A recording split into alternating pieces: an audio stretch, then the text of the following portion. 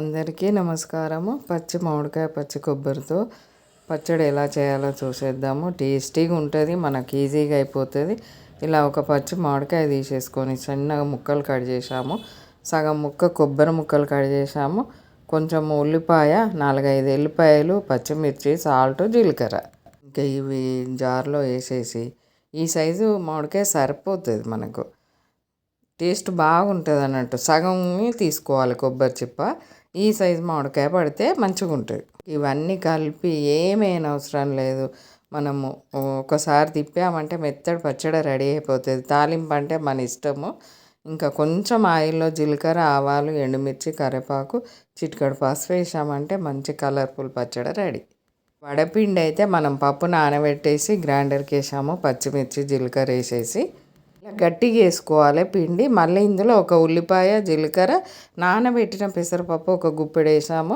మనకు వడ గాలిన తర్వాత కరకరలాడిపోతుంది పప్పుతోటి.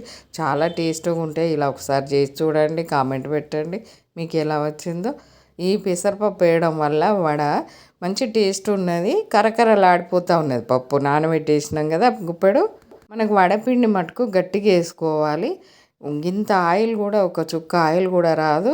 ఇలా మనకు పూజలు ఉన్నప్పుడైతే ఇలాంటి చాలా ఈజీగా తొందరగా చేసేసుకోవచ్చు టేస్టీగా. దేవుడి దగ్గర నైవేద్యం పెట్టడానికి అన్ని రకాలు చేయాలనుకున్నప్పుడు ఇలా ఫాస్ట్గా చేసుకునేటివి చూసి చేసుకోవడం వల్ల తొందర పని అయిపోతుంది.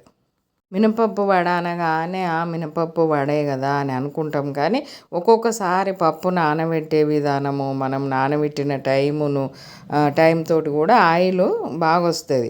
ఇది కొంచెం ఎక్కువసేపు నానబెట్టకుండా ఒక 4 గంటలు నానబెట్టేసి గట్టిగా వేసాము. కొంచెం ఆయిల్ తక్కువ, అసలు ఆయిలే రాలేదు. టేస్ట్ కూడా బాగా వచ్చినాయి. టేస్టీ వడలు అయితే రెడీ.